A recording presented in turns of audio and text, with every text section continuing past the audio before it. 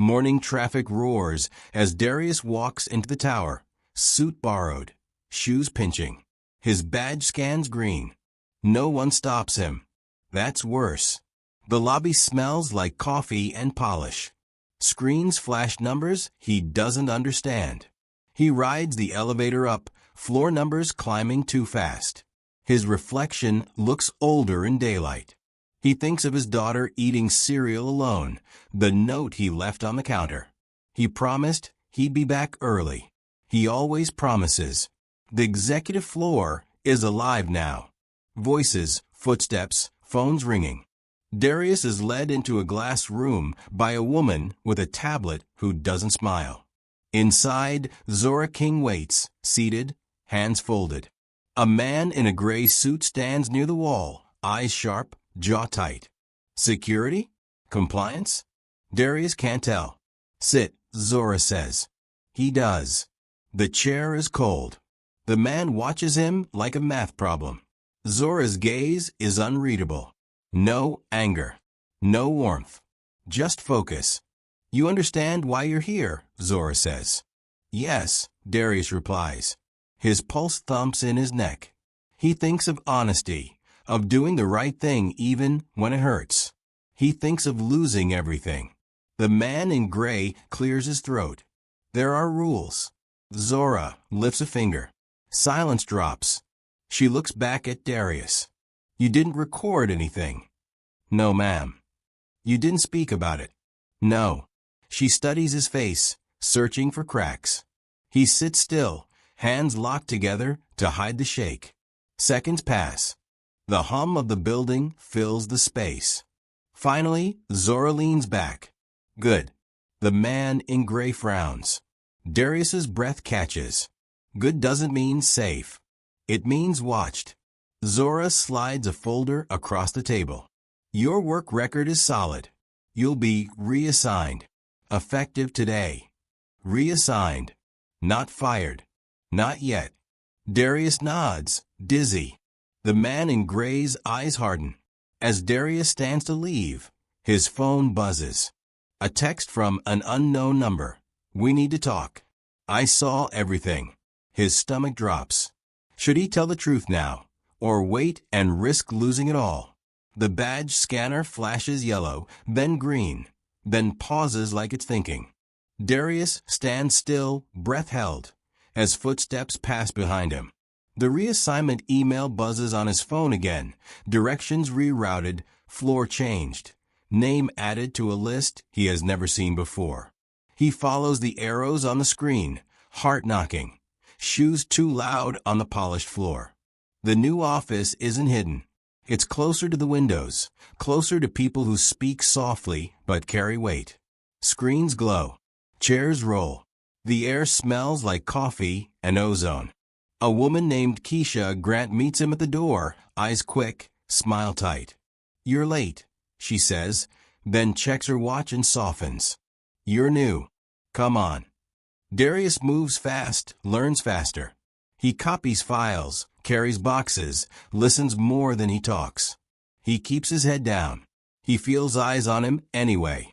Across the room, the man in the gray suit from the meeting, Malcolm Reeves, watches without hiding it. Malcolm's stare is steady, sharp, like he's counting mistakes before they happen. Zora King passes once, heels clicking, phone to her ear. She doesn't look at Darius. That hurts more than if she had.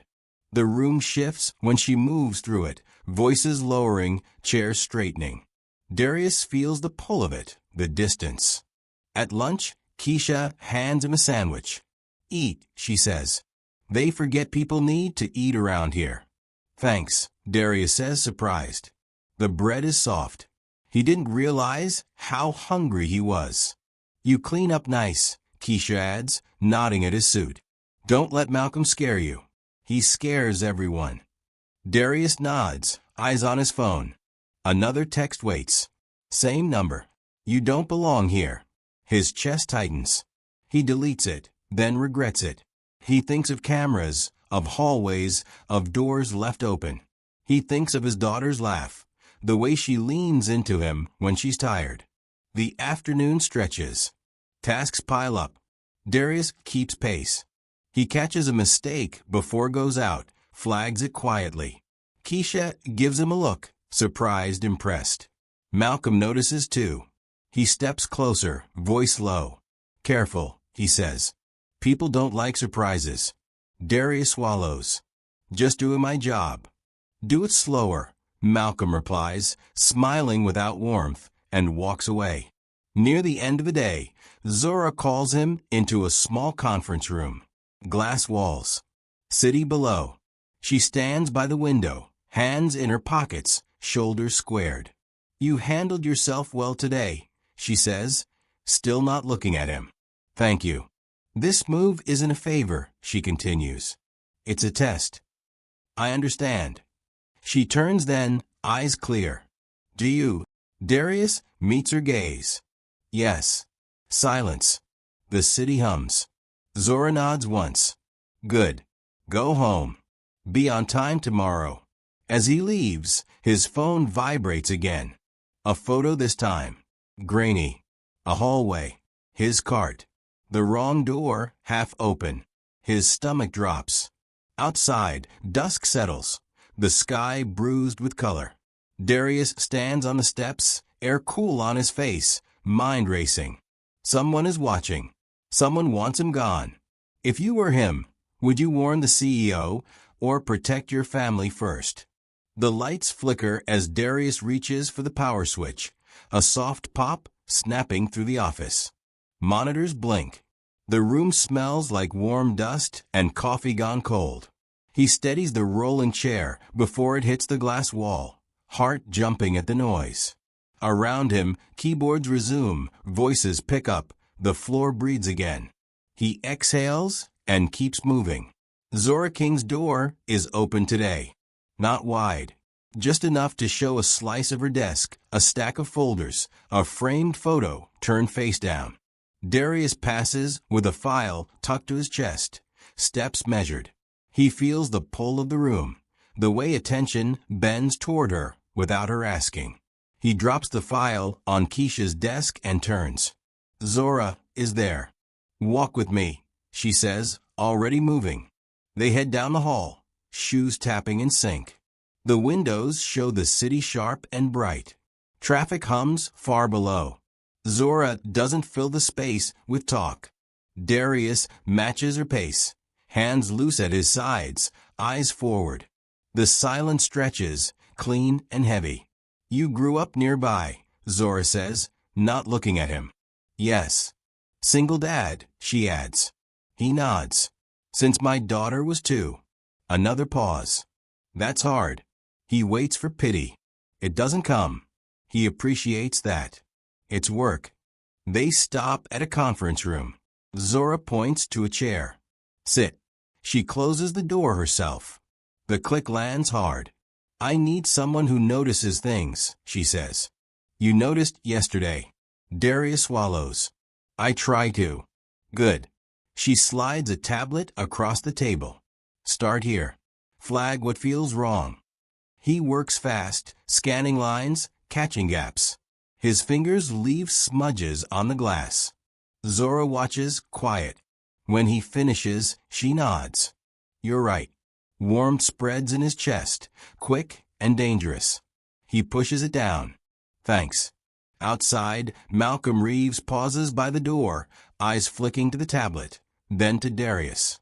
He smiles thinly and keeps walking. The air shifts. By afternoon, the floor tightens. Files go missing. Deadlines move without warning. A printer spits, half pages and jams. Calendar alerts cancel, then return with new times. Keisha whispers, "This isn't normal," and presses her lips together. Darius fixes what he can, moving desk to desk, hand steady, jaw set. He feels the clock chasing him. He steps into the stairwell to return a call. The concrete smells damp. "Dad," his daughter asks, small and bright. "You coming?" "Soon," he says, counting breaths. "I promised." "Okay," she replies, trusting him. The call ends. The weight settles. When he returns, Zora is alone at her desk, sleeves rolled, hair loose. The office is quieter now, lights dimmed. She hands him a bottle of water. Their fingers brush. He steps back, heat in his face. She notices and says nothing. "Someone's testing you," she says. "Me too." "I can handle it," Darius replies, surprised to find it's true. Footsteps pass, then stop. A door opens and closes somewhere nearby. A laugh cuts off mid-sound. Darius catches a faint whir above the ceiling, like a camera turning. He meets Zora's eyes. She nods once, as if agreeing to something unspoken. He smells ozone again, sharp and wrong, and his phone loses signal. A timer he didn't set begins to count down on a wall screen. The numbers glow red. Seconds tick away fast. Sweat beads along his spine. His pulse hammers loud. The room feels smaller now. Walls close. A sharp click echoes. The lights cut out. The building drops into dark, a sudden hush, swallowing sound. Phones buzz. A distant alarm starts, then stops. In the black, Darius hears Zora breathe once, steady. He moves without thinking, placing himself between her and the door. Emergency lights fail to come on.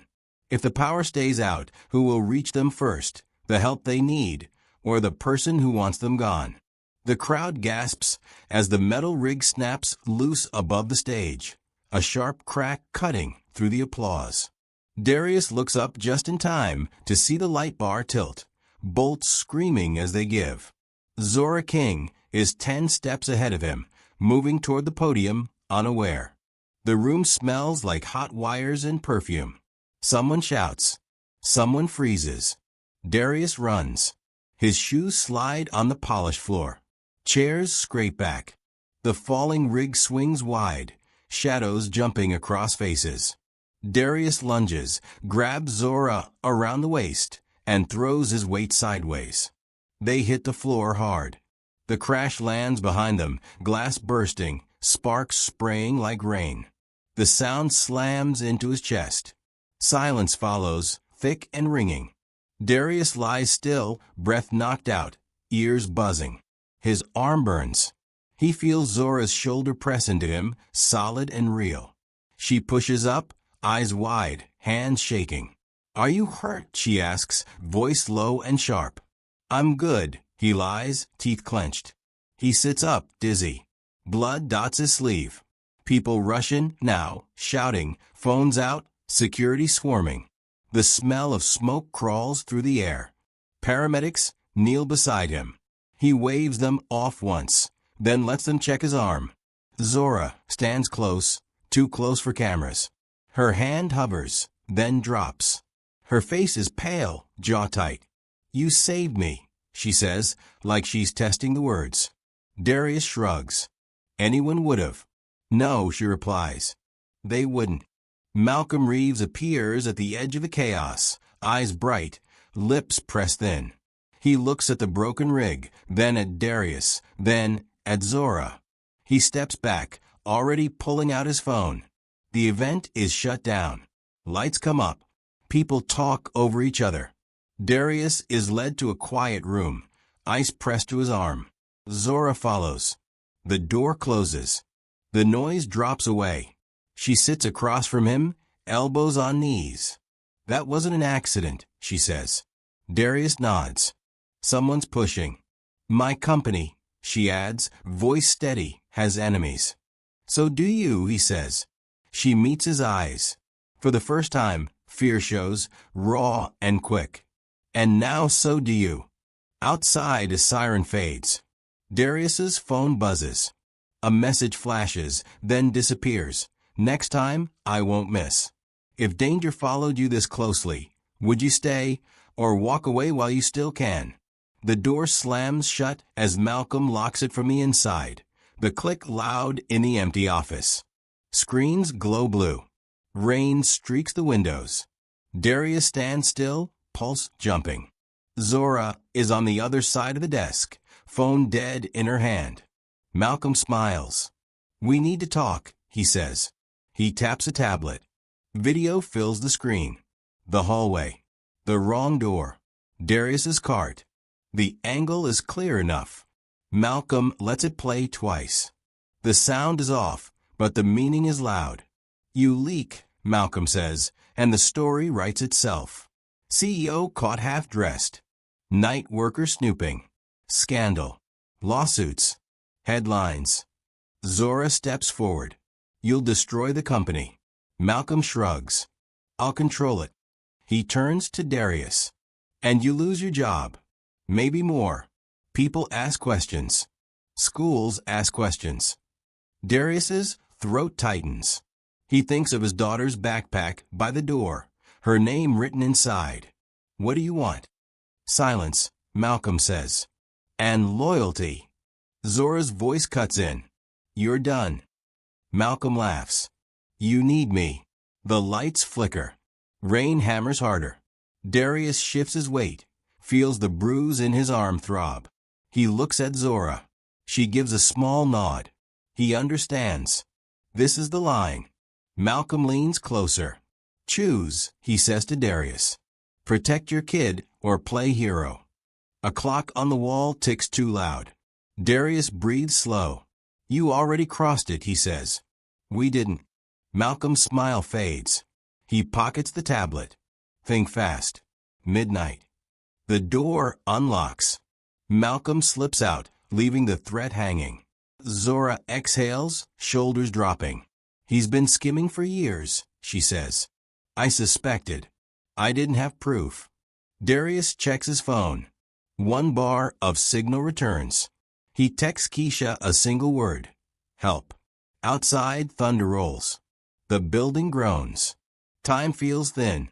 If the truth could burn everyone, would you still strike the match? The alarm screams as the building seals itself. Metal doors sliding shut floor by floor. Red lights pulse. Darius sprints down the hall, shoes pounding, breath loud in his ears. Midnight hits on his phone. The lockdown is real. He ducks into the server room with Keisha, heat blasting their faces. Fans roar. Cables snake across the floor. Zora follows, jaw set. We have minutes, she says. Keisha types fast, fingers flying. Malcolm routed backups to a private cloud, she says. I can pull it. The lights flicker again. Footsteps echo outside. Darius moves to the door, shoulders squared. Sweat runs down his neck. He thinks of promises. He thinks of showing up. The door rattles. A voice calls out. Darius stays quiet. Keisha's screen fills with files. She drags them to a drive. Almost, she whispers. The handle jerks hard. The door bows. Darius braces it, muscles burning. He smells metal and dust. His phone buzzes, his daughter's name. He ignores it, jaw tight. Got it, Keisha says. Zora takes the drive. Go, she orders.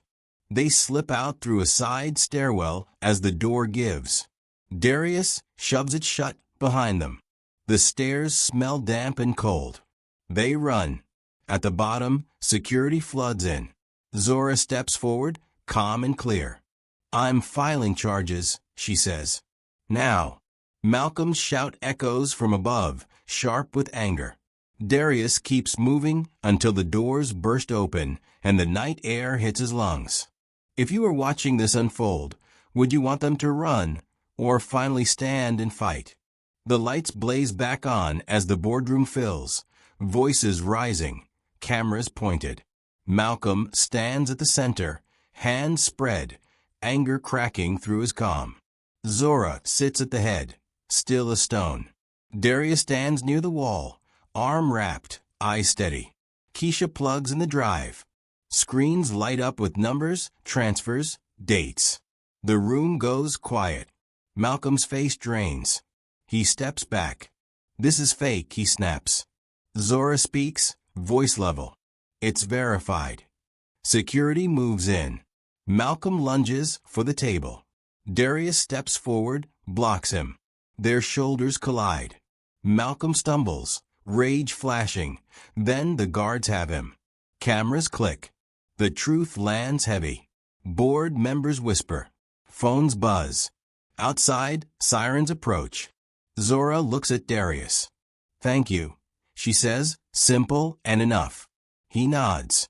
Relief washes through him, sharp and clean. He checks his phone. A missed call.